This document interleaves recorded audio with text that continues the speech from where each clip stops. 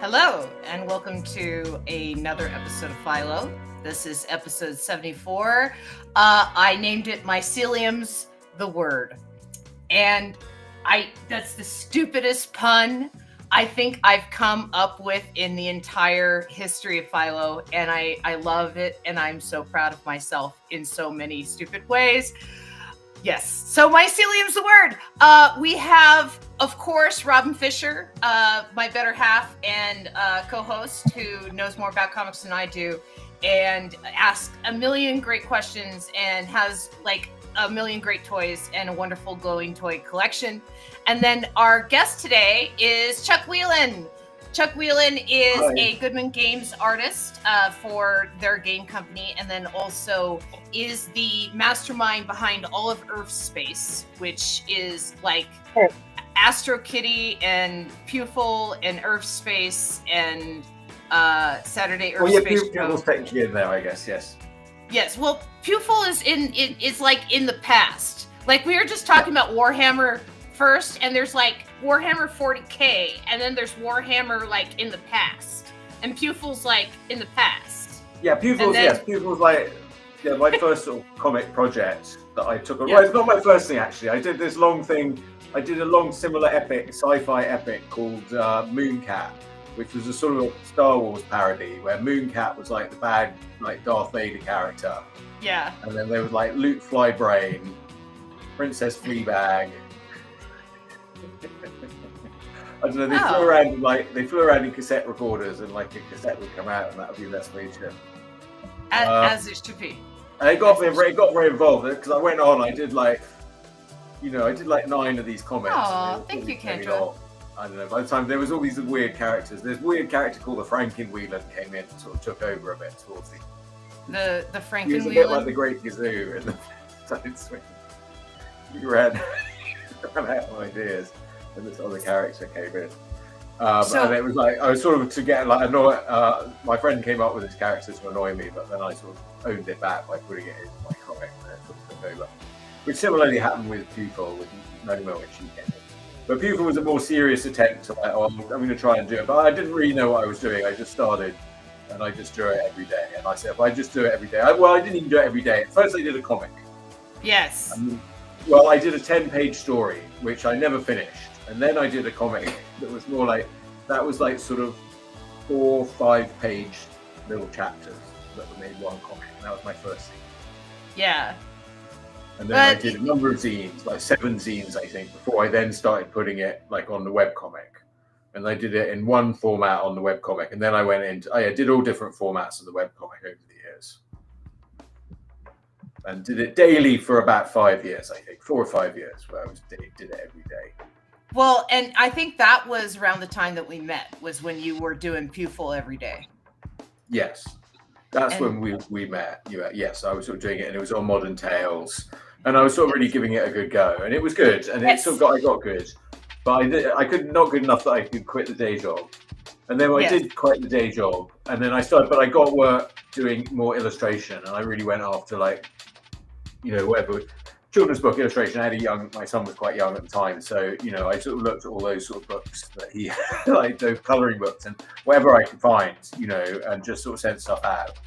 And I had by that point I had some good stuff that I'd done, and I did different things for people over the years always, and I would do commercial work. I did work for like children's magazines always. So we're gonna recap where we were last week, which is in the beginning there was Philo, and then the group Dr. Manhattans for a little bit with their circulatory systems hopping around. The mushroom ties into the Bluetooth of the mycelium of this mushroom world that they appear to be on. And he accesses the underground. He goes down the hole to a mushroom city. They all stroll into the shroom saloon. The dog is now Bones. He is a full swamp thing at this point. Armand is still a circulatory system. And Philo is a venom at this point. Still a venom. From the last story, there's a record scratch. The mushroom saloon patrons turn and stare, and then the bartender myceliums to them, "What'll you have, strangers?" And that's where we left off. So I just want to say hi to Kay, who's watching. Hi, Kay. Thank you, and also to Rob, who says points I'm not wearing my hat. Yeah, I think I was wearing that pink pussy hat last time I was here. That's not something I wear very often. I just acquired that hat, and I was like wearing you're it. just really proud. I was wearing it proudly at that point, but yeah, I do. I've now put it safely away because it's very delicate. I don't want to wear it. But that's okay. You know, it's not terrible. It's not terrible. No, it's good. Well, I was quite proud of that hat. I wore it. There's a picture of me in Charles Schultz's studio with all the Northern California National Cartoonist Society and G.D. Schultz when I'm wearing that hat. I'm quite proud of that picture. I suppose I had too. I made one for myself when I learned how to knit, but once I made it, it was like a couple of years after the Women's March, after he first got elected, and nobody knew what it was. And I was like, yeah, the pink pussy hat. Yeah. Everybody was wearing them like 3 years ago. What? Nobody remembered. I guess it was more of an American thing than a Canadian thing. But there were a lot of Canadians that had them, that made them. There was a lot of solitary marches too during that time period in Canada. I got remember an art show. Somebody wanted to trade me for Urfspace. This is the hat, and they wanted to trade me for Urfspace Beyond or Urfspace Heroes, one of those. Oh, hi, Jeremy. And so I was like, oh, that was a good trade for me. I was very chuffed with that trade. So, do you want to take first panel? Do you want me to take first panel? Well, I'll go first this time because I think I know what I'm doing a bit more now. Okay. But I need to know what to do. Okay, so I guess we are The going. bartender saying, "What would you like a drink?" Yes, the bartender was saying, "Would you like a drink?" And then, you know, a Manhattan. Oh because shoot! Because he's like Dr. Manhattan. Yeah, I guess. Okay, I'm having some. Come on, that's a good one. I'm having some difficulty here. Oh, shoot. Okay. I'm having some difficulty here. Yeah. Ooh. That is not the right screen. Okay, that's the first commercial. Oh, shoot. Oh, shoot. Okay, I'm having difficulties here. Give me a second. Yeah, I know. I did that on purpose. It should say I'll have a Manhattan with lime. With a lime or an olive or something. You know what I mean? To signify that it's... well, where else do they be? What else is going on? Like, on the rocks? Yeah, I'll have a Manhattan on the rocks. That works too. Or with a twist or something. How else can you have your drink? And I mean, I like with a twist. You know, on the rocks works. I like with the twist. I don't know, because it's like that's a Manhattan with a twist. A twist, and then you can decide what the twist is in the next panel. Yes, we'll figure out what the twist is. Give me a second. That's your job, is figuring out the twist. So this is who's ordering this, Philo. Yes. Because he just arrived, and he's not looking. He's looking less like. He's still a bit like Dr. Manhattan. Yes. Well, Philo is a Venom at this point. He's a dentist. He's a Venom. I'm not sure what that is. You said that a few times. Like Spider-Man's arch nemesis, Venom. Yes, Eddie Brock. Okay. He like the symbiote has joined with him, and it's like the black costume that was famously created during Jim Shooter's reign. Rest in peace, Jim Shooter. Yeah, Jim Shooter. Yeah. That whole Secret Wars was the beginning of the black costume. Yeah. And gosh, I would like Venom was under McFarlane, wasn't it? Like the creation of Venom? I don't remember. So I don't remember. Not the black costume. Not the black costume. Like not the symbiote. That was the artist before. But he also looks like Venom. Yeah, Venom. Todd McFarlane co-created Venmo. That's a great typo. I love it. Okay, so. Oh, McFarlane. Oh, I have some stories about him. He's a funny guy. He's doing a lot more interviews these days. If you really want to know more about him, he's become Well, yeah, I an don't know open more book about in him. the I don't last know 5 anything about years. him. I heard he went bust. Oh, really? McFarlane? Yeah, I don't know. I think I saw that somewhere, but maybe I misheard that. I heard, but it might have been clickbait that I didn't really investigate. Yeah, I don't know about that. I mean, they're still making action figures out of Todd McFarlane's action figure hub or whatever. Image Comics is still going strong. He So I know he's still doing Spawn. Spawn is still being published and bought. Todd Toys, like McFarlane Toys, I know did have to scale back. They did scale back substantially and stuff, and they did have to have layoffs and everything, but the company's still going. Right? When do you think that was? That Generally, was like, I don't need an exact date. Gosh, I graduated around 2010, and that's when the rumors started. And it was probably about 5 years after I graduated, like 2010 to 2005, that I know a lot of those artists that were working there were suddenly on the market. And and then like I said, the toys never went away, but like they had like an exclusive deal with Toys R Us, and that didn't help them. Not Toys anymore. R Us and like it was just business deals, but one thing I've noticed is he has done a major focus on DC characters, and he wasn't doing that before. So now there's like a whole epic, like a giant, like God, there's got to be about over 150 of them now, maybe more, that are all like Todd McFarlane DC Presents kind of stuff. So what happens after we have a Manhattan with a twist? Do we deliver the Manhattan with a twist? What's the twist? Well, you got to come up with the twist. Well, I'm talking to the audience. I'm talking to the audience. I do like your Philo. Crazy stuff. Okay, I have an idea. Here you go. Chubby Checker shows up. Like, is he all black, like Spawn? I've been drawing in black with the. I've been drawing in black. All right. The twist is.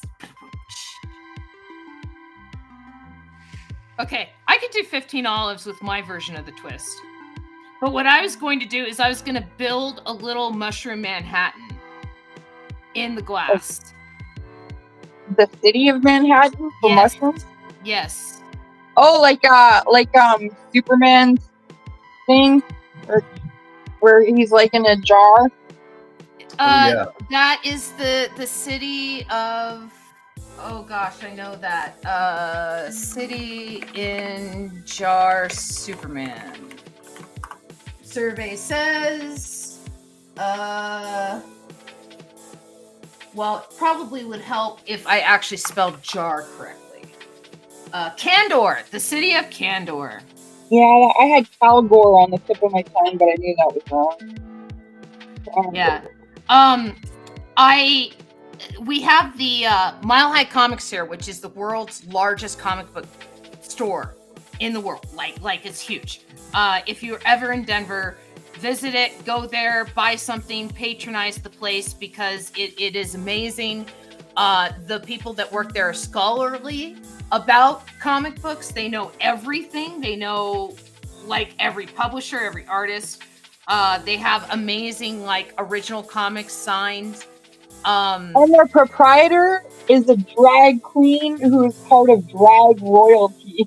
Yes, and has drag shows there for all ages. And it's just an amazing, welcoming place. And they have these statues all along one wall, right? They have like where you can go and you can see all the statues and stuff. And they have a city of Candor. I do not think about buying many statues of comic book stuff, but the city of Candor is very tempting. It's beautiful. Now, do they not really have pantomime? Well, they don't really have pantomime in the USA where I've seen it. Do they have it in Canada? Where, like, the chief thing in the pantomime is the pantomime dame that's like a drag act. I mean, that's a staple of, you know, children's holiday theatre, I suppose, in the UK. Well, it's weird that people are getting so verklempt about that when so much British comedy and Canadian comedy and even Australian comedy has tons of drag. Like, I remember Dame Edna. We didn't have a problem with Dame Edna. Yeah. Everybody feted her like it was no big deal. Yeah. In Kids in the Hall, we talk about Kids in the Hall all the time, and you know, quite many of us who love Kids in the Hall adore the fact that they look better in drag half the time than they do as men. Yeah, Bruce McCulloch is right. Yeah, like, I don't know, Dave. It's Dave Foley, right? Yeah, Dave Foley. Yeah, he looked quite good in a dress with makeup. He was amazing. My favorite thing he would do is the French Canadian prostitute. Wait. We're talking performers that look good in drag, okay? Key and Peele, Jordan Peele, sometimes is a very, very attractive woman. You know, yeah. There's a difference though now. I don't know, because in that kind of drag, there was a bit more like, you know, it depends where the butt of the joke is, I suppose. Yeah, I love Jordan Peele's all of the horror stuff he's doing now. Like that, I think that's awesome. Yeah. Let's see. But yeah, I don't know. Like, okay, we mentioned Kids in the Hall. There's also Monty Python, which we mentioned as well. Oh yeah, Monty Python. Yeah, they were like there, definitely.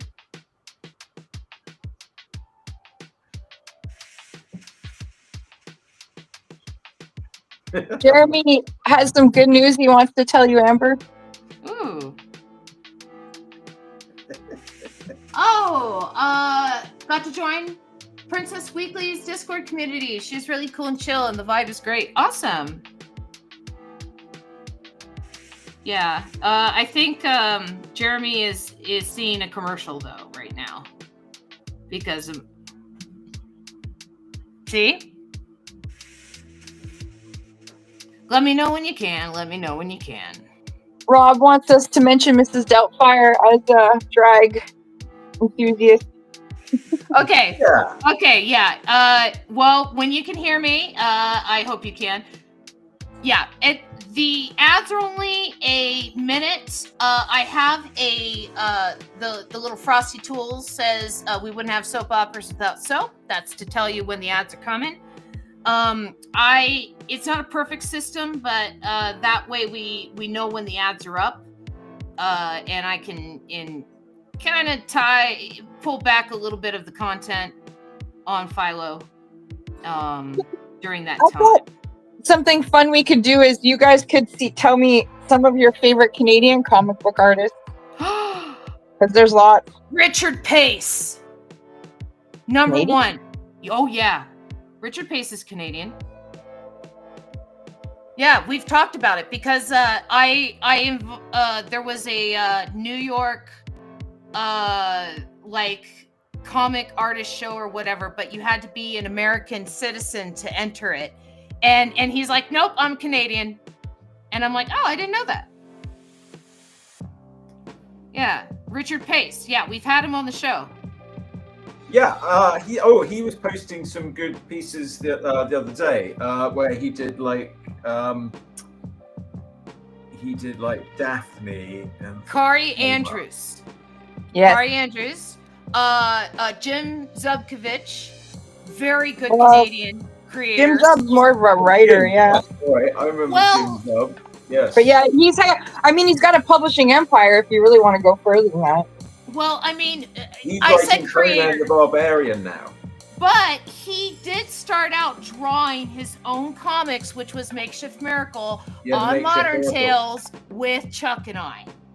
Yeah. So,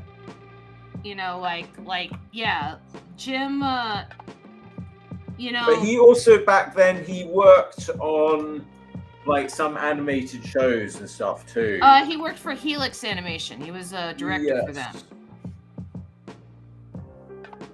Yeah, so let's get some texture in here. Let's do some energy. Do some splotchies. So it looks like mold. There we go. Okay. And then we'll do that because it's a Manhattan. But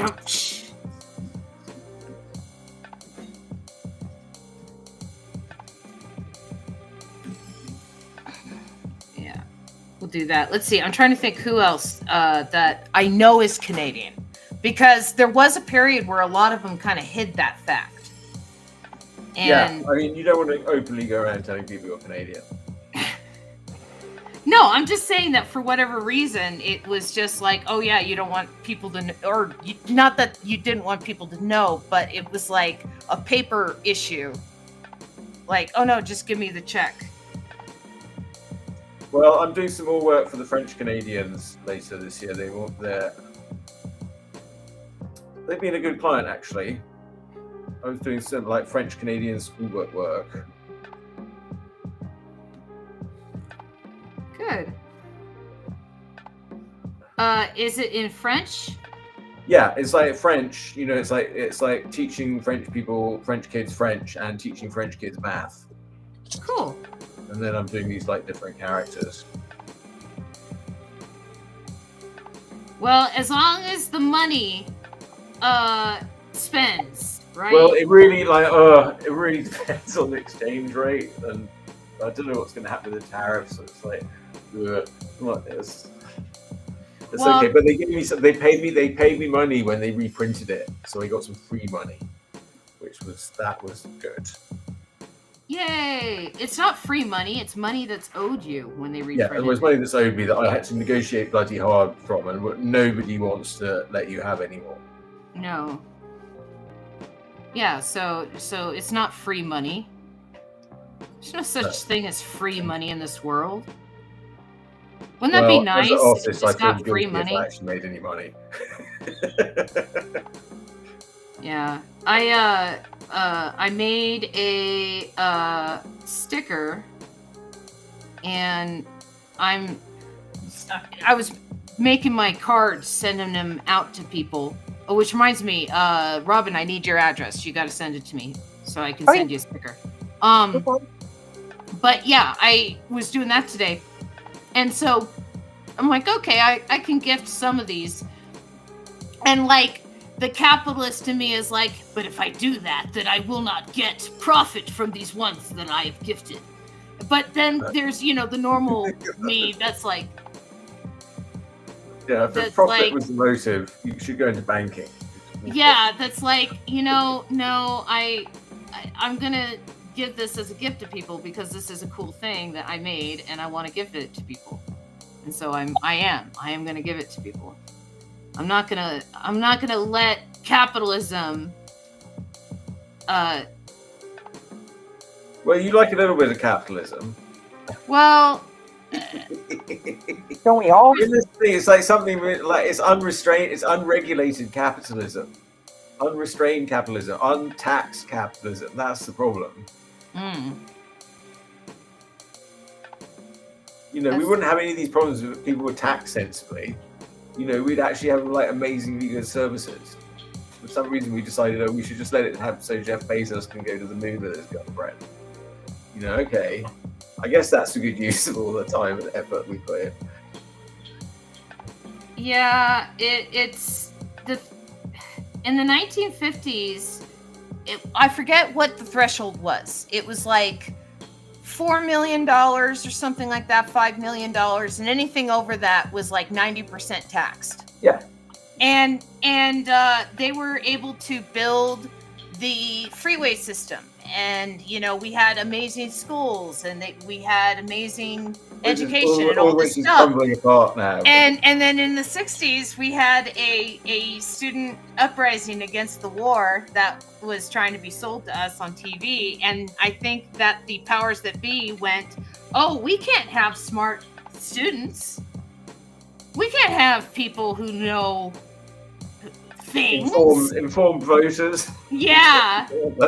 And I think that it was kind of informed voters are very difficult if you're trying to get away with a lot of shit. Yeah, and I think that it was kind of like a long process, but I think it was kind of a planned process to just kind of defund education and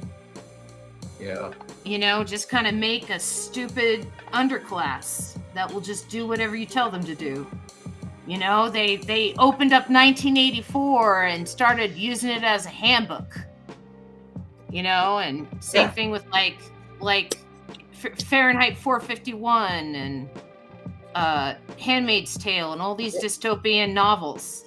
I think about this a lot because when the internet came along, everyone said was like, oh, it's going to be full of scams, and it just wasn't really full of scams at first, but now it is full of scams, and it's like the scammers just took over. Yeah. Let me know when you're done with that panel, by the way. I guess I'm sort of done with it. I don't know. I was just sort of thickening up a few lines here and there. Oh, I'm just I'm cleaning up the Manhattan here. Oh, hi, Tangent. And congratulations, Jeremy, on joining Princess Week's Discord community. Let's see, I got a twist. Let's see, what else should I put in there? Should there be little cars? If it's in Manhattan? I feel like little there should taxi cabs. Yeah, I feel. Okay, there I you feel go. like there should be. Okay, then so he present. Okay, so in the next panel, well, it's Philo. Venom's going to get very angry because that's not what he wanted. Or is he going to be happy because that's exactly what he wanted? I don't know. Well, for those on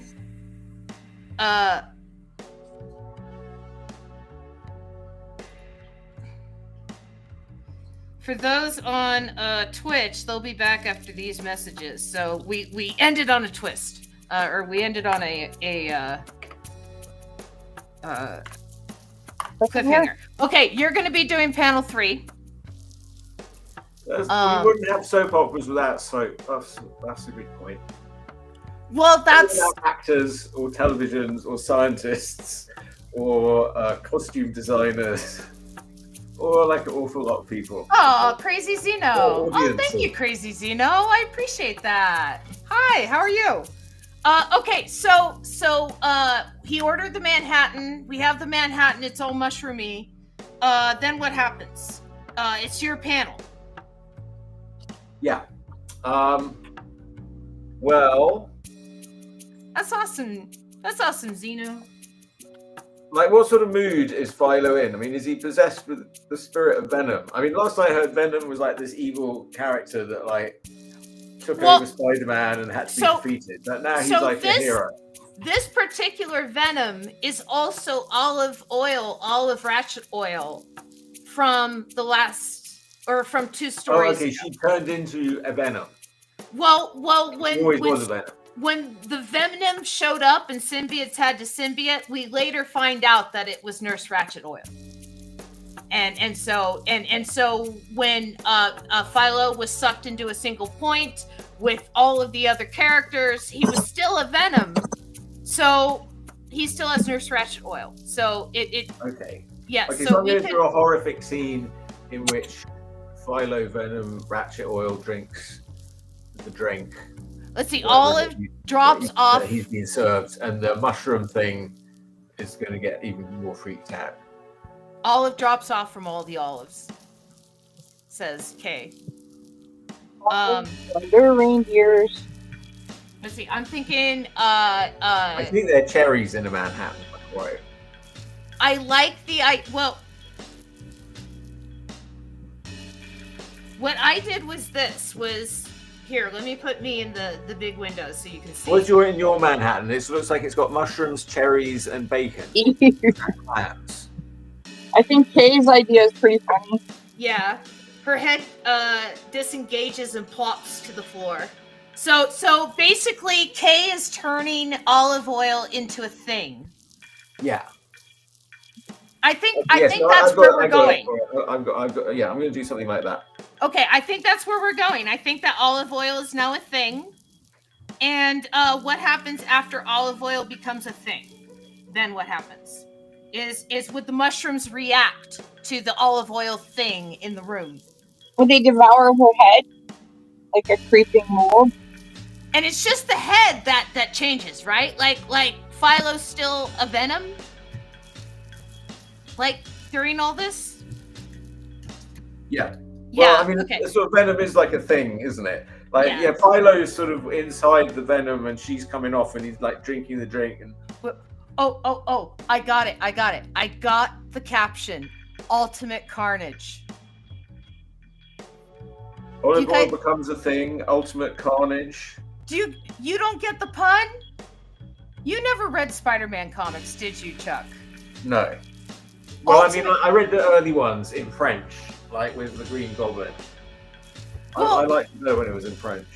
Ultimate Carnage was a storyline where Venom, like the symbiote reproduces, and then the reproduced symbiote goes and joins up with Cassidy, and becomes Carnage, and then it's Ultimate Carnage.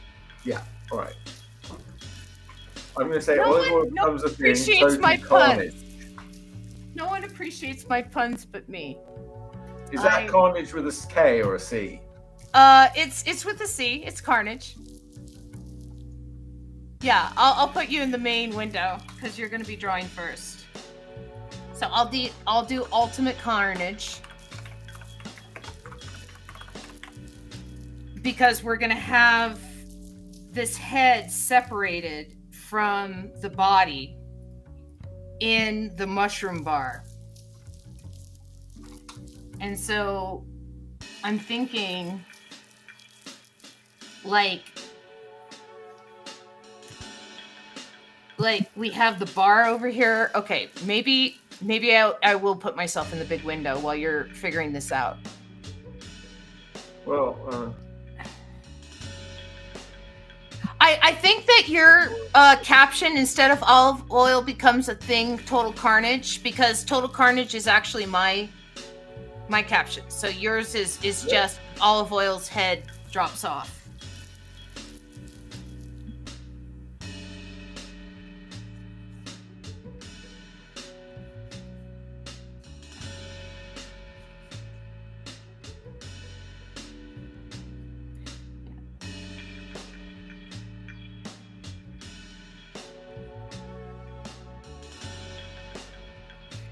And I guess there'd be like a mushroom jukebox back here.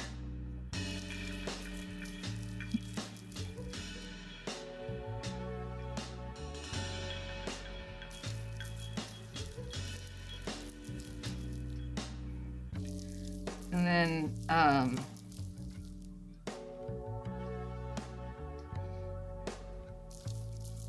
how do you draw mushrooms running? Like the I guess you just draw them like leaning extra like heavy to one side. Like that's mushrooms running.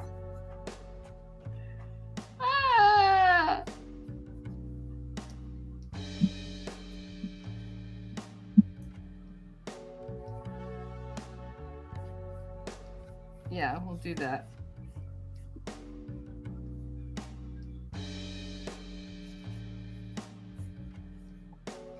We'll have them like, I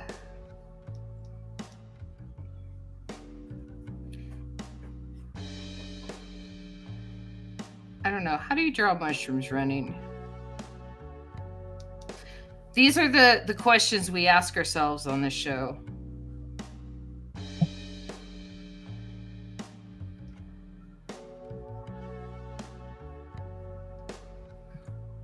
And I finally finished that Sammy Harkin comic. oh, how was it? Very, like, you could tell where he was breaking up the issues because he would do like totally disjointed stories. They related to the stories that were happening. They were disjointed. Anyways, it was it's just a story of a guy's life, I guess. But it kind of, it didn't end with a bang. It ended with a whimper. It was odd.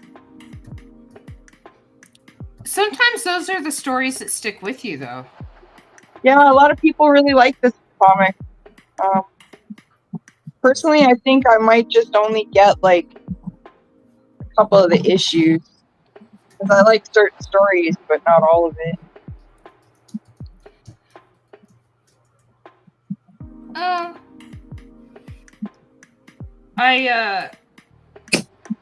But it was a healthy tome. Pretty big. Art Spiegelman said that reading comics is a gateway drug to literacy.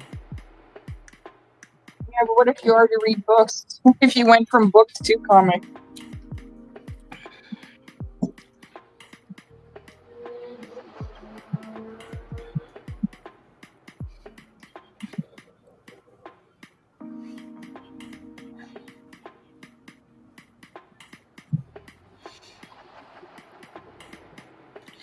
Well, I think that if you already read and then you read comics, it's just because you recognize it as valuable reading.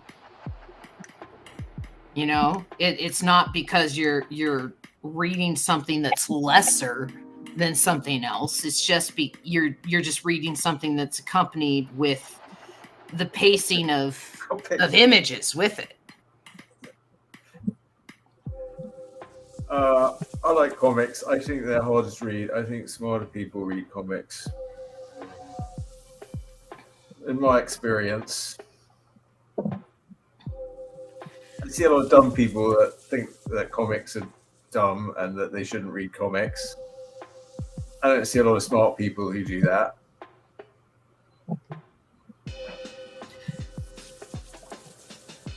I just know that, like, when it is a storytelling medium, you're absolutely right, Rob. I just know that when it comes time for me to tell my stories, right, and when I'm thinking about how to talk about them and stuff, I think so visually that it's like I spend all this time either writing out the descriptions of what happens, or I could just draw it. And,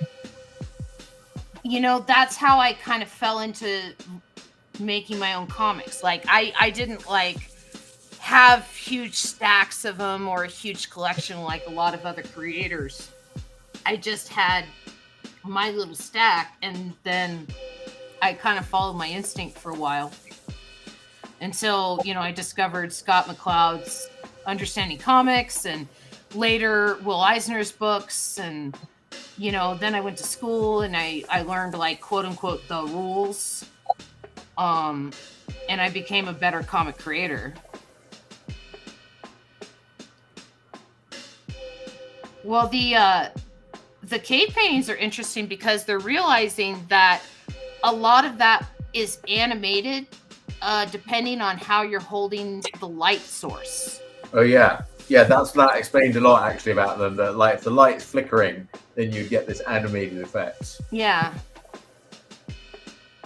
And it's weird because you're like, why did they done a head here and a body there sometimes? And you're like, why is there a sort of extra head? And then when you sort of understand that, you're like, oh yeah, it makes total sense. Yeah, and so I think that aspect of cave paintings aren't really understood. One fact that I learned about the Lascaux cave paintings recently that kind of blew my mind is when they were discovered was in the 1400s. And so imagine that, like the Renaissance are going around, right? It's the age of discovery. And these teenagers fall into a cave in France and discover cave paintings, right? So, like, there are different times that happened. There were some that happened more recently as well, where kids fell into a cave. Oh yeah. I mean, there has been more recent ones, but the first, the caves at Lascaux that they discovered, that the first that they were like, oh, these are cave paintings from like prehistoric times. Like that was in the 1400s. That was in the age of discovery. To me, that's just wild. It's like it's realizing that like the pyramids were being built when mammoths were still on the earth, right? There were some pyramids being built at the same time as Stonehenge. So then that makes you remember that Stonehenge is not that impressive. Well, you don't know what Stonehenge was doing or how it was decorated around at that time or what kind of civilization it had around it. All right, but I'm just saying that meanwhile in Egypt they're building the pyramids. Yeah. So, it's all very well, but you're going to have like who built the bigger monument? Stonehenge. Yeah, okay, Stonehenge is pretty, but it's quite tiny. Yeah. I mean, when you see it, you're like, oh. It's not very big. The pyramids, you're like, oh, they're pretty big. Yeah. Right now, they're starting to use LiDAR to go through the Amazon jungle and find old temples and civilization. Oh, yes, I know. I illustrated an article on that for when I was doing Dr. Dig for Dig magazine for middle school kids. Yes. So then you know. Yeah, I do know. Yes, it's quite amazing. They go around and they find all these patterns in the jungle where buildings were. So Rob talking about the Egyptians having slave labor, their records showed that the people were paid in beer, they were paid in gold, they were paid in food. And that they were given like days off and stuff if like they had to tend to their sesame or if their wife was having a baby or if they were injured or sick. And had a very like ordered society because of the flooding of the Nile. More of a, sounds to me more like a job. You just had this valley and it flooded every year and you needed this sort of top-down structure to tell people when to plant. But with that came like, then there's a lot of, security, like what you're doing, everything's happening. So they had a lot of surplus in their society in order to invest, I guess, in building great big pyramids. So I don't know. I'm not sure if that was the best use, but all right, they lasted. At least if you're going to build something, make it last, I guess.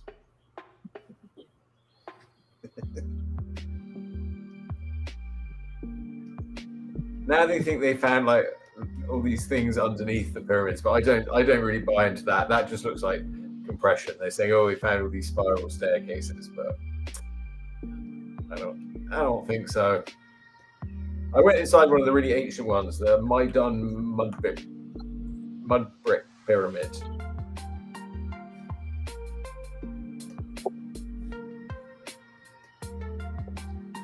In 1991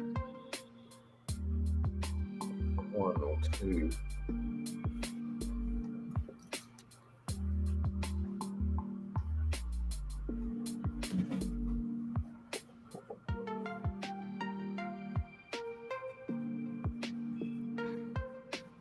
There we go. But the Grand Canyon's bigger. What's bigger, the pyramids or the Grand Canyon? Is that what you're looking up? Yeah, the Grand Canyon's definitely bigger. That's more impressive. It's definitely the biggest, most impressive things here. Like I've not seen Mount Rushmore. I don't know how big that is. I saw a picture the other day and it didn't look so big. I was like, is it? How big is it? I've seen Mount Rushmore in person. It's okay. I think that if they had left the mountain alone, it would have been prettier. There's a competing monument that somebody's making, like a Native American monument. Yes, that is crazy. It's not Crazy Horse. I'm trying to remember which one it is that they're building, and it's still under construction. They're having a hard time maintaining funds for it. I want to say it's Crazy Horse. I don't know who it is. Let's call him Crazy. Shouldn't it be like? No, that's the name of the man. Like that would be. Native American names had different meanings depending on what their name was. And when you translated the names into English, his name was translated into Crazy Horse, and it just happened to be the man's name. But like I said, I don't know if it's actually Crazy Horse. I get it, like there's a Crazy Horse. The horse was dancing around crazily, so he got a name. I'd like Dances with Wolves. Yeah. The wolves were dancing, so they called him Dances with Wolves. The horse was dancing about crazily, so they called him Crazy Horse. But maybe that horse had been like on ivermectin or something. It was having mental problems as a result.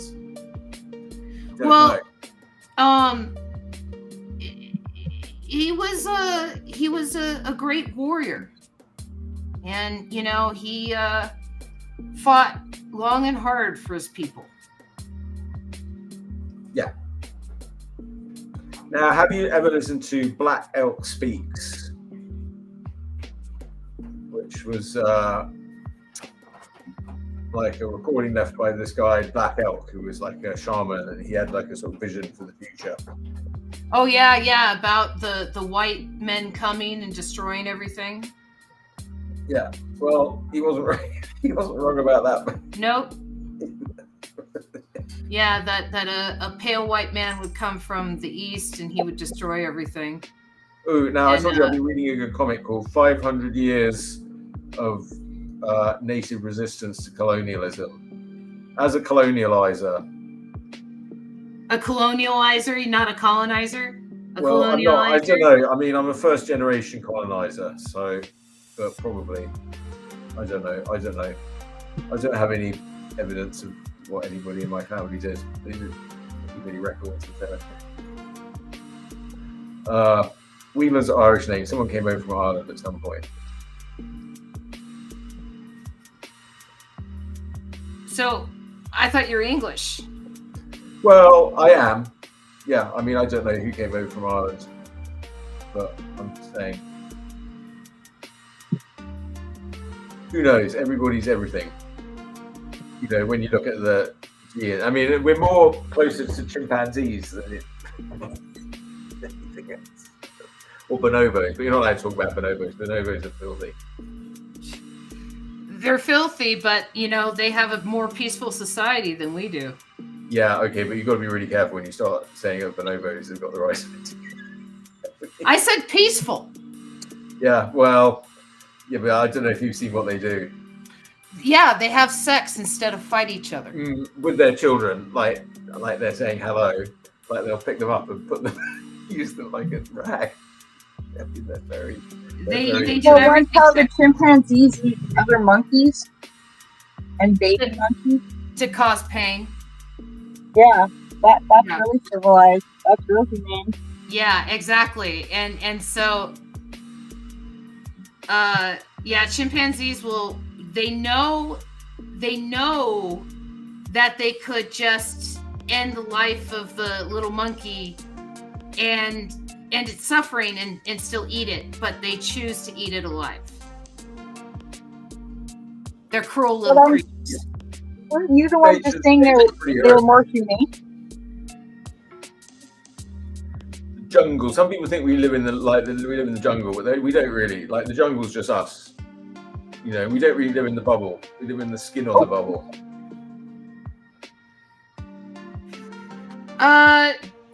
Everybody is 3 missed meals from being a savage. Yeah. That's something my mom always used to say. You have the attitude of scarcity or the attitude of abundance.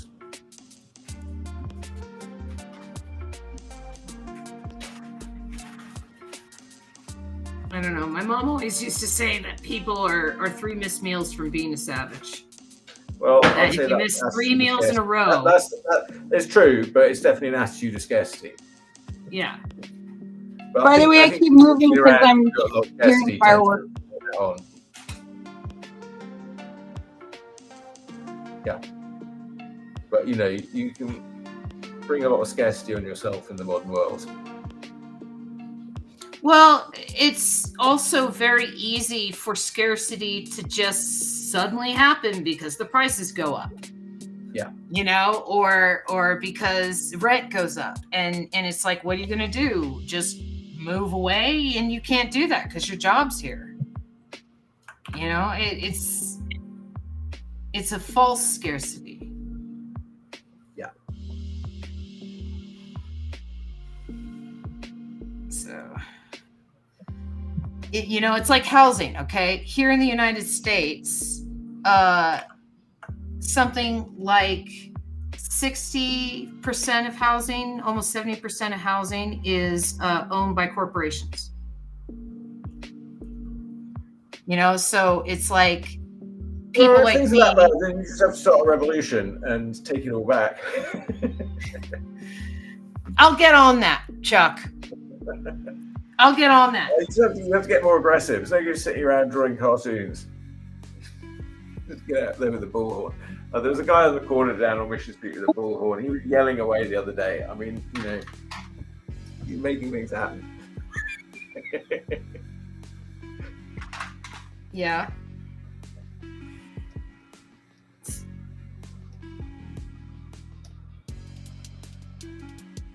Okay. Philo Venom drinks a cocktail which provokes a strange reaction. Is that a panel? Is that what we wanted? Yeah, I'm adding some highlights to my my head because she has spider legs now. Because she's a venom. Oh, I see. And you like she's separated off into a little spider. Okay. Yes. I did the thing. I did the thing. Is supposed to have like all these nipples on his head. Wait, what's all that about? That's just how I've been drawing him. That's okay. It's okay. You can move forward. Well, I'll just bring a few and just let's see go. Okay, so let's do this, and we'll go here. And I guess I'm jumping to panel 6 if you're jumping to panel 5. I like your Philo Venom. Yeah, wait, something's gone for me here though. What is that? That's got moved up. Has Philo lost the venomness now? I don't know. He still looks like a Philo Venom. Well, He I don't know still how looks much. like a You Philo only did a little olive oil, so I guess it was only a little bit came off him. Was that the Yeah, whole? I think Kay said just made the body head. whiter, like it's all coming off him. Yeah, Kay said just the head. So that's why I thought it was, you know, ultimate carnage, maximum carnage. I think that's what I said was maximum carnage. Ultimate carnage? No, what was it? Maximum carnage, right? That's the name of the storyline? I think you said all. Yeah, well, I'm going to do maximum carnage again. So it's maximum carnage and everyone's like, ah! And just to emphasize, yeah, it was mentioned earlier in the stream, but I can change it. I that per my prerogative, and we'll do like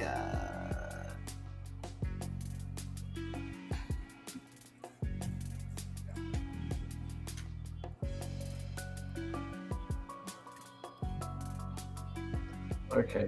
That's Okay. panel 2. okay.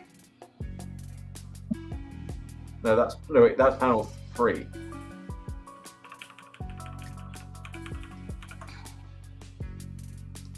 An alien face hugger. Oh, so now it turns into an alien face hugger. Oh, Good night. Okay, that's what's Good happening night, Jeremy. Jeremy.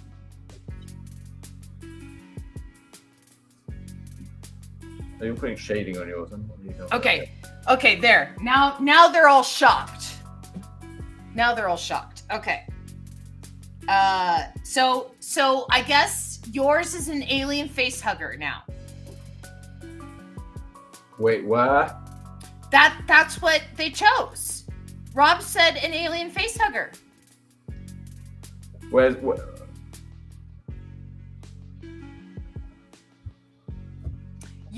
So she becomes an alien face hugger. olive oil?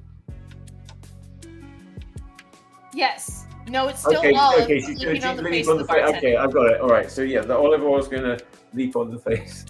Of the bartender, like an alien Right, face hugger. which is that lumpy mushroom. Yes.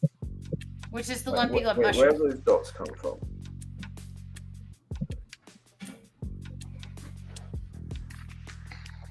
Wait, they should be coming free. Okay, so what happens after the alien face hugger leap? Well, wait, it's a bit hard to do it because wait, I gotta get the angle right now.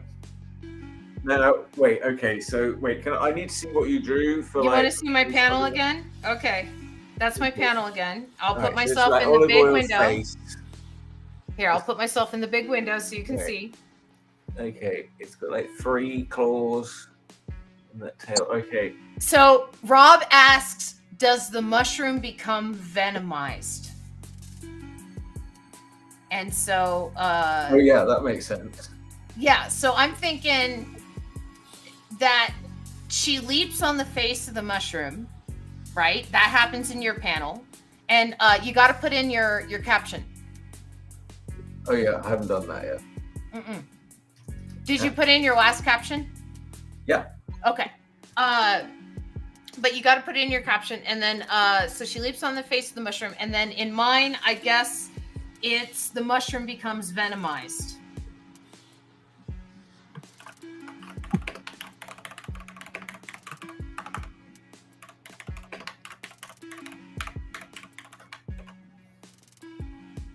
And then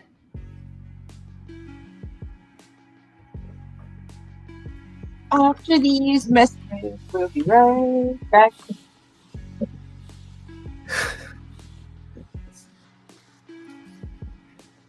oh, are you chilling out to the music? Now you're okay with AI music, I notice. So I'm in a quagmire, right? Music helps the show. I would love to be able to have songs and of course it's stuck. But I would love to have show music that goes for the entire length of the show that I've paid money for, and I have the rights to this, and that's awesome. But I do not have the money for that. And I do pay money to Restream, and Restream has the service of the AI stuff. And so this is something I pay for. And it's I hate it. I know. I use it for stuff too. It's really hard to be a purist about it. I don't know. I don't think we can do anything about it. I think it's sort of here, and we're not in any sort of legal climate where the copyright stuff's going to get hold. And you can like say I'm going to boycott it, but I don't think. I just don't know what you can do about it. It's too useful. I mean, everybody's using it all the time. I mean, like all the Google results, first thing that comes up is AI, and like, okay, it's mostly it's right. Well, no, it's not. Yeah, okay. I mean, yeah, sure. You and I can say, well, we'll look a little harder, but you know, that's not what people do. I just don't know. I don't know, like I went to I was trying to get some music for something, and you can pay Universal Music a fee and then get all these random songs. They aren't AI generated though. They're part of the Universal Music archive. Mm-hmm. Yeah, and you can go and you can like with Shutterstock, you can sort of license bits of music too. But then other people complain about, oh, you shouldn't have anything on Shutterstock, because that's, I don't know. I've got some things on Shutterstock, but not things I made special, just things that I had the rights to that I could put on there, and I didn't have any other use for. But some people are like, that's no good. I don't know. The other people are like, oh, you shouldn't be using Photoshop. So, I do think artists should be compensated. I feel like that's worth trying to make that happen. But good luck because I posted something this week about the Copyright Office. Copyright Office, copyright is breaking. They don't there's all these problems and nobody's around to fix it. Yeah. Yeah, because of AI and stuff. Yeah, and plus they've had some peculiar rulings about things that are sort of very conflicting, and it basically comes down to who's going to fight you in court at the end of the day. Are you having her lick his eye? I guess that's how she's getting the venom in there. Well, right? I don't know what she's doing. She's she's sort of licking his eyeball. Okay. Yeah. But, I'm not sure it's olive oil. It's a sort of venom olive oil. I don't know. I have no clue what is going on in any panel in this comic. I just do what I'm told. And then I try and make it more exciting.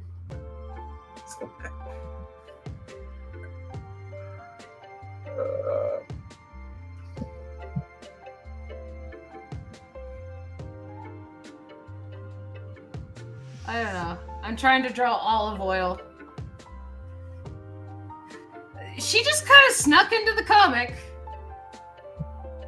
I love licking the eyeball, says Rob.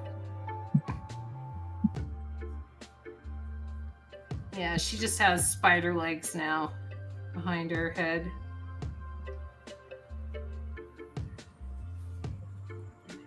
I have good reference with her mouth open.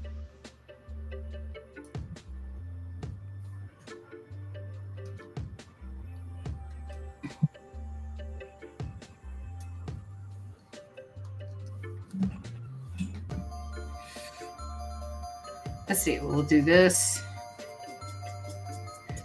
Yeah, everyone's becoming like Spider-Man in these comics. We had a spider whale shark last comic. Spiders are fun to draw because they just got lots of little legs. Well, spider whale shark remained a whale shark just in a Spider-Man suit. I mean, humans are really hard to draw. What's going on here?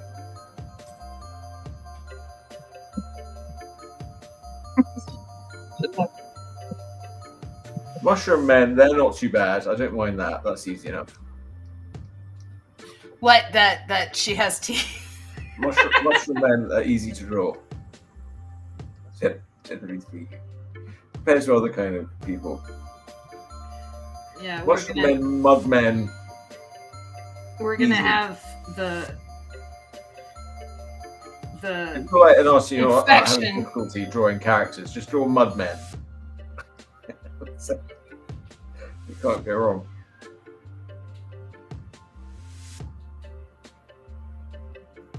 Well, you're the one who draws people as stars. Yeah, I don't know. Yeah, I've been getting really into lazy drawing, how to do it. But I'm sort of coming out of that phase. Now I'm trying to draw things more properly again. Are you? I don't know. Am I? Are you? I don't know. Yeah, I think so. I feel like I'm sort of I went through this whole sort of phase, and now I want to do sort of Urfspace, which is quite simple, but yeah, but more good Urfspace. I've done a lot of sort of very sort of lazy Urfspace. Yes. It is. I mean, I just want to see where you have to put in the effort. There's some areas where you do have to put in effort. You have to sort of put in your brain. You have to engage your brain and work quite hard. But there's other bits where you don't, and it's been a bit about figuring that out, putting the effort in the right places, I suppose. Well, I think, it's like you have to know the rules to know how to break them. And, I was working on my Patreon the other day, and I was writing in a write-up for one of the posts where I was talking about, like, I had this like art moment, right? Where it was drawing through things, drawing the background, doing it right?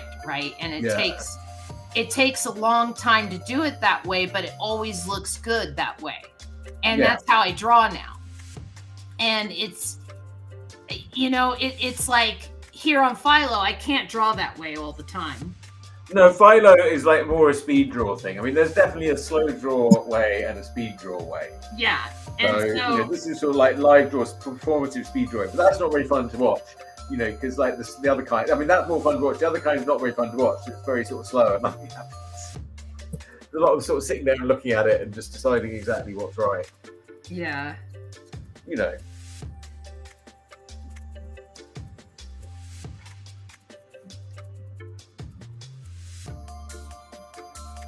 There's certain things. I mean, like if you want to achieve a certain effect, I mean, like if you want it to look like somebody's work, then you should just copy that person. That's it. I don't know. I got that advice once, and I didn't really like it because I don't like to copy, but I think it's true that if you want to draw like whatever artist X, just copy them. Then you will. And actually, in the end, you'll draw your own way anyway. Mm-hmm.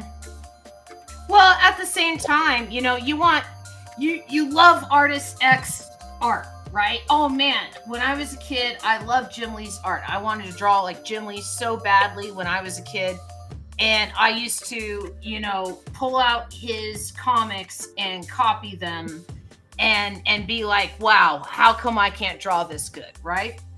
And my stuff is nothing like Jim Lee now, because even back then, when I was trying to draw like Jim Lee and going, man, I'm never going to draw like Jim Lee, I was learning about how he was doing things, like putting together bodies and panels and pages and stuff. And,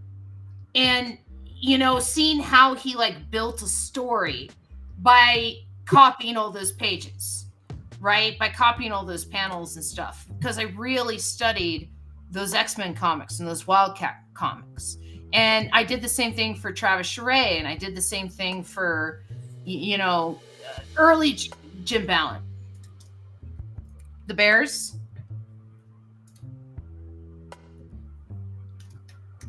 Robin? Lost the Bears. Oh, no, I didn't lose the Bears. I put the curtain up because they're shooting off fireworks, but it's really frustrating because he'll shoot off one and I'll get up to look, and then he'll like not shoot off any more for another 10 minutes. And then he'll shoot off one and I'll get up to look. And then again, another 10, like it's fucking annoying. Yeah. So my neighbors have been doing the same thing, yeah. It sucks. Is this caption sound about right? The olive oil head thing attacks the bartender's eyeball. Oh no, sure. Head face hugger. Head face hugger thing. I think just the olive oil head thing. Hugs the bartender's face. I think just the olive oil head thing works. The olive oil head thing hugs the bartender's face.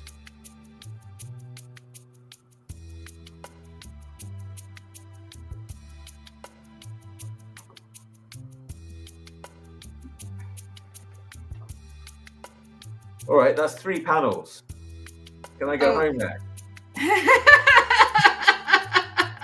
We got 20 minutes of show left. One more. All right. Let's see. Let me try a little darker. Well, I can put some shading on. I don't do any shading. I like a little shading. Try a little darker shading.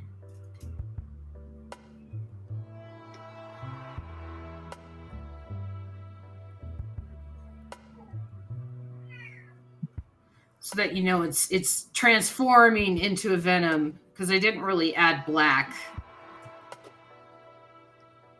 We have a new watcher. Oh, hi, Pine Fox. But who watches the Watchers? Well, Pine Fox is probably joining in from Urfspace. Oh, Pine Fox.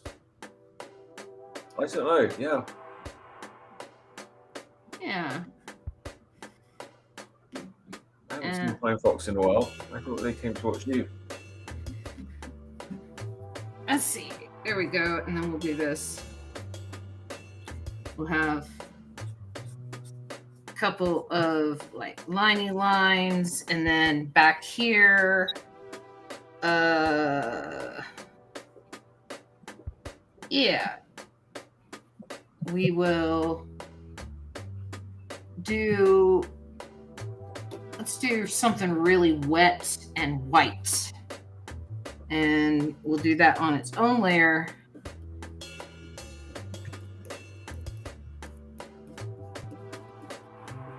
And then I will erase. I will erase so that we know that it's a power. It's a transformation. Yeah. I've been having fun with my brushes.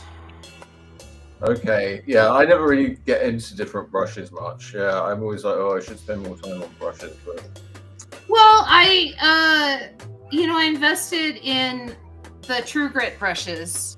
okay. And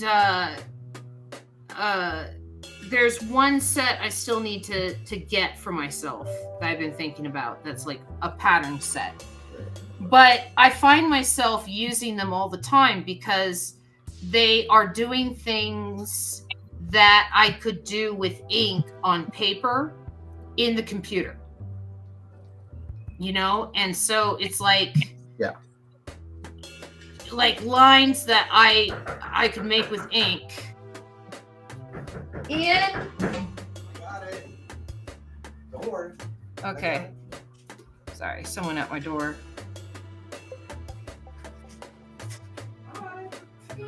Oh,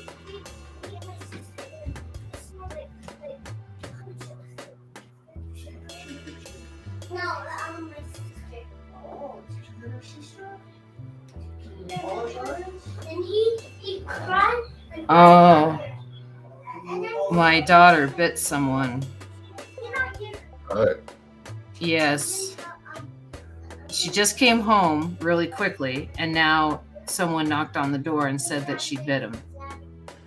Oh. She bit their sister.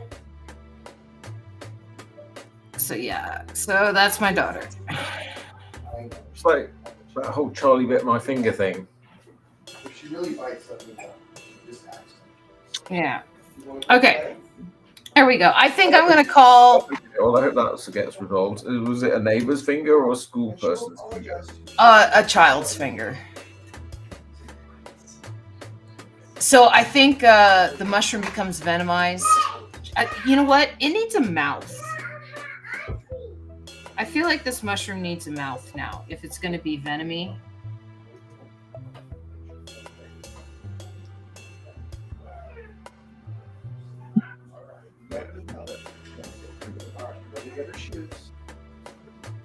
Yeah.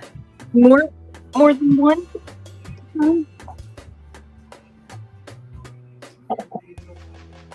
Yeah, I feel like it needs a mouth.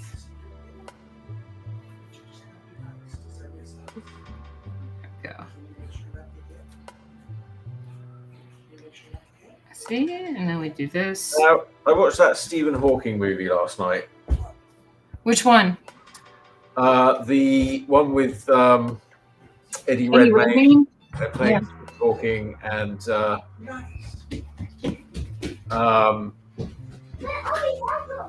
what's the name? of the Star Wars? Daredevil. Daredevil plays. That's her name. I sat at a table with her at my friend's wedding. She's good friends with my friend's wife. What's the name? She's in Rogue One. Felicity Jones. She's there. She's my bloody friend. It's Felicity Jones is her name. Okay, we got 15 minutes. Do you want to try for another panel? No, I'm putting just color on mine. Okay, you're just going to work on yours? Okay, then I'll work on the last panel. I'll do panel 7. Okay, so what happens after the mushroom is venomized? Felicity Jones, thank you. She was all right, but they definitely were implying that Stephen Hawking was having quite a good sex life, which was a bit I was finding interesting.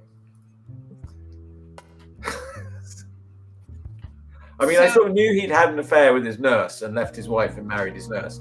But apparently, though, they didn't really go into this bit in the movie, but apparently, because I read up on it a bit afterwards, she was like quite controlling. I was like, yeah, probably not the best person. Yeah, the actor, Charlie Cox, Daredevil, plays his wife's lover in that movie. Probably people reacting to what happened to the mushroom, maybe. Oh yeah, the wife's lover. Okay, yeah, he was an interesting character. Like he was like this sort of Christian guy. Yeah, he was. But that's Daredevil. It was very unbelievable movie the way they portrayed it. It was an interesting story, but but the actor, Charlie Cox, that's Daredevil. And so, okay, you know, he's Daredevil. Yeah. So when he comes up on screen, you know, in my head, I go Daredevil. He was like sort of super Christian and cute and like, you know. Okay, so it was making me laugh. I mean, I don't laugh at actual Stephen Hawking, but and he was doing. I mean, but at the same time, he was doing a sort of amazing performance of him. I don't know, but it wasn't my left foot or one of these movies where I felt very strongly for the disabled person. It was like I was like, how's Stephen Hawking getting so much sex? I mean, it's just jealousy, but I mean. Well, I mean, you know. Apparently, he went to Epstein Island. Somebody said. I was like, what? Oh yeah, he went to Epstein Island. Yeah. Well, that was like charity weekend. Yeah, you know, him and his little robot voice. You do that so well. Let's see. The mycelium gets venomized. The mycelium gets venomized.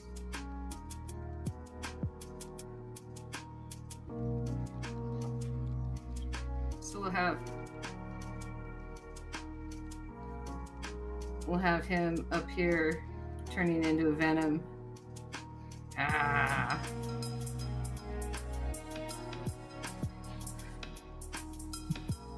And then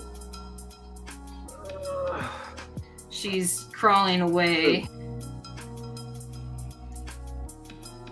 And then, let's see, this is his bar.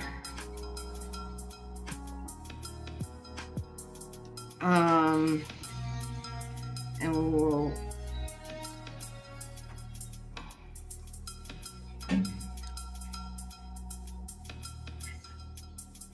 we'll have like, it is a cliffhanger. Yeah, I've been trying to leave on cliffhangers. Yeah, I don't know if anyone notices. Oh yeah, should be more cliffhangers. I used to love that in Flash Gordon when it had cliffhangers all the time. Okay, so we're gonna do like little venom. Did you ever see those old Flash Gordons with Buster Crabbe? Mm-hmm. Yeah. The Thrift Tracks guys did the Batman cereal. And it's fantastic.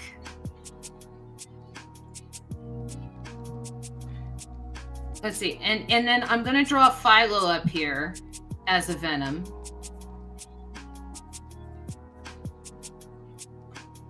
But he's going, oh no. And then we're going to have our swamp thing, mushroom, and then I guess the dog is still Bones. And then Your daughter? Ian. I got her, Amber.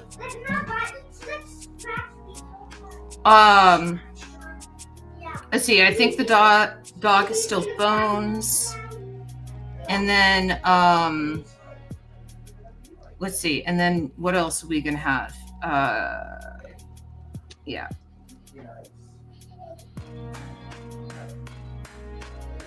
Yeah, we'll have the circulatory system right there.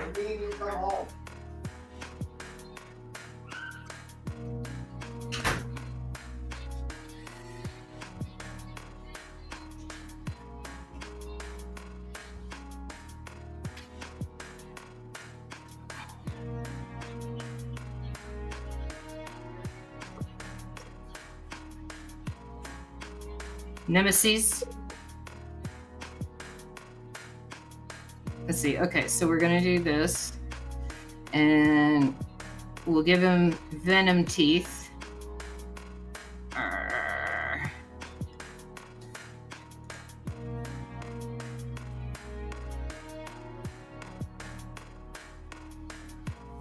Oh, you're going back into all your panels and redrawing? Well, no, I'm just doing a little toning. Yeah. Okay. You're doing tone. I didn't That's do fine. tone.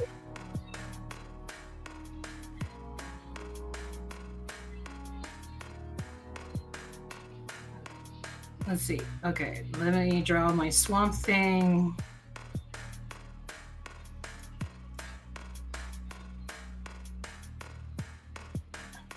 My Swamp Thing mushroom.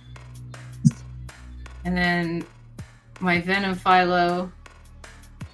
Robin gone to sleep again. She was going to No, I'm sleep. still here. No, she's still here. Well, okay. Very quiet today. Yeah. That's because she's all tuckered out from Canada Day. Oh yeah, Canada Day. Oh yeah, and you were asking who our favorite Canadian I cartoon. worked on Canada Day. Sorry. Yeah, you know, like I said, you're all tuckered out from Canada Day. You know, like you did have to work. Like I imagine a lot of people were coming in for barbecue stuff. No, I was at the old folks' home. Barbecue, butcher shop is closed on Canada Day because if you're open on Canada Day, you have to pay your workers time and a half because it is a statutory holiday. Ah. So the butcher shop closes, but the old folks still have to eat, and so the old folks' home stays open. Do you still get paid the time and a half for the old folks' home? Yeah. Well, that's good. And then I get paid for the butcher shop too because the way it works in the Canadian government is you get paid for the stat holiday and they take a percentage of the hours you work the week before, and then that's what you get for your wage for the day of the holiday. But you can really get screwed over. Say you decide to like take a vacation a week before the stat holiday, then you get nothing because they look at the week before, right? They don't look at the fact that you've worked full time for a year or something. But whatever, it is what it is. I hate stuff like that. I just finished watching the documentary on Jimmy Savile. That was fun. Oh my god! Did you know about him in Canada at all?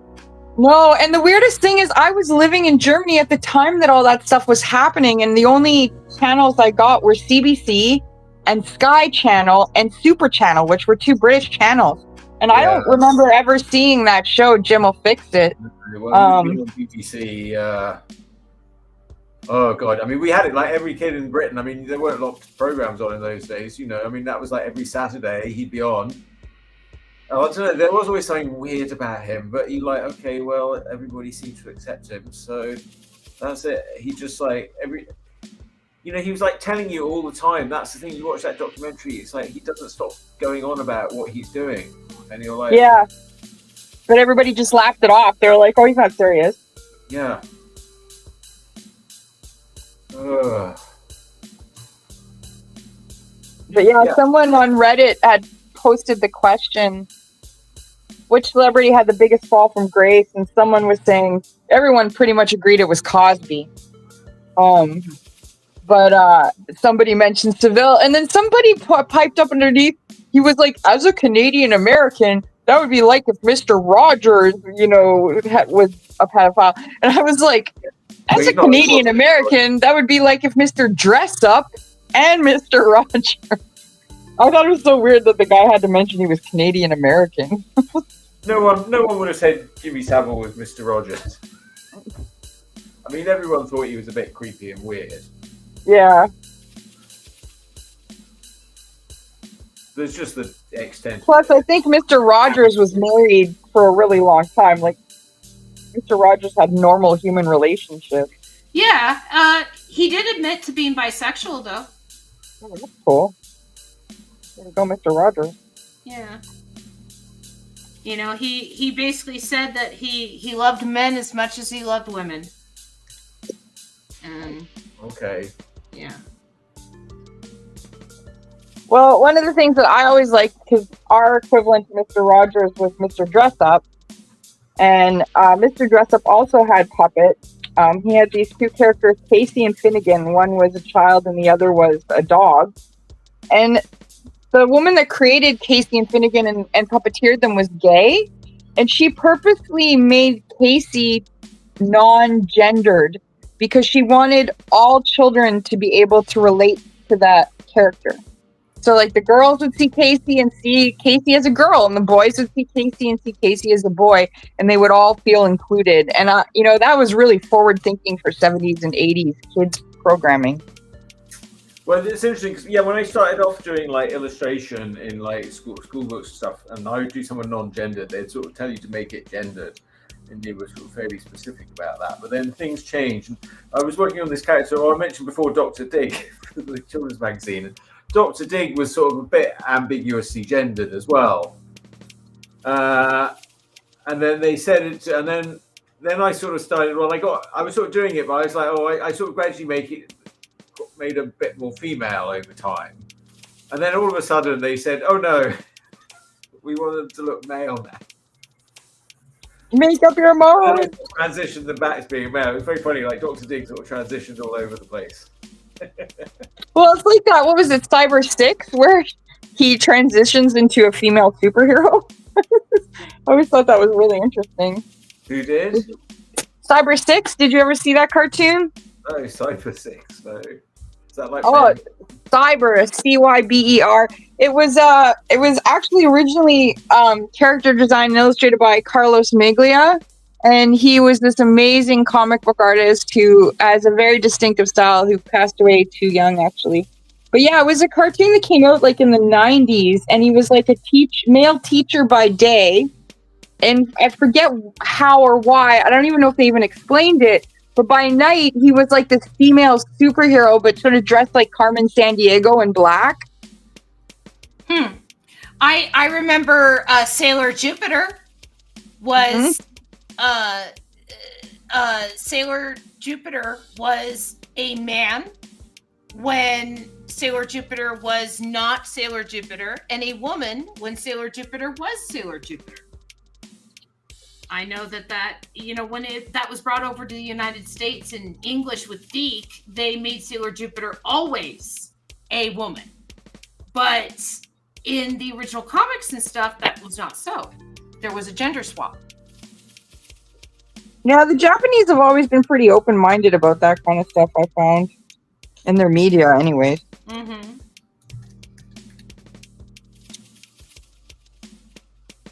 All right, I just put my final files in the Dropbox for you, Amber. Oh, thank you. I got 3 panels done today. Yay! And I have links to that Dropbox, right? I just sent it to you in Messenger there. So Okay, thank you. Thank you. Let me know. If you... Yeah, I'm just finishing up this guy, and you are actually free to go if you have life stuff to do. I don't have to run off, but I guess because I'm just finishing up this panel. Yeah, I'm just finishing up this panel, and so that's and then that's going to be the end of the show. And so you're welcome to hang out with us if you want. But like I said, you're under no obligation because we are at an hour 30. So no obligation. What did I sign something? No.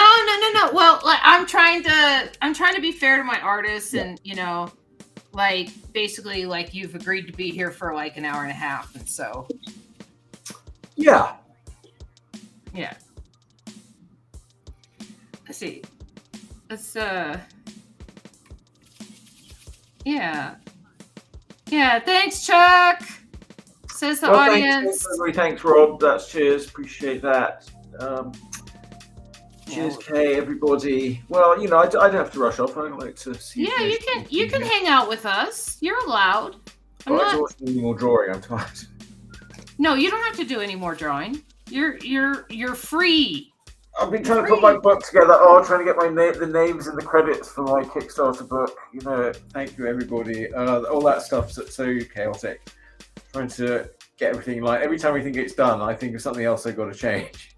You got that fully funded though, right? Your Kickstarter? It was funded, thank you, yes.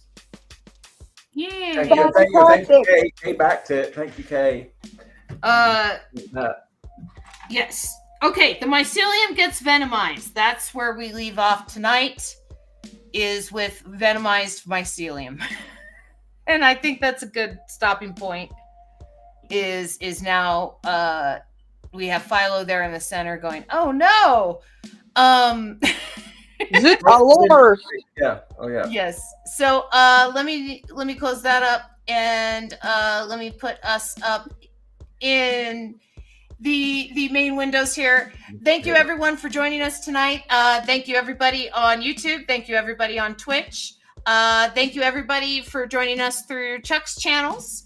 And Chuck, I appreciate you very much. Thank you again. And always being part of this weird wackiness that you never know what's going on, but you always contribute to, and I appreciate it. So I'm going to close the window, and I appreciate it. And then Miss Robin, thank you again, and I hope that you have a wonderful Canada Day. And it's almost over.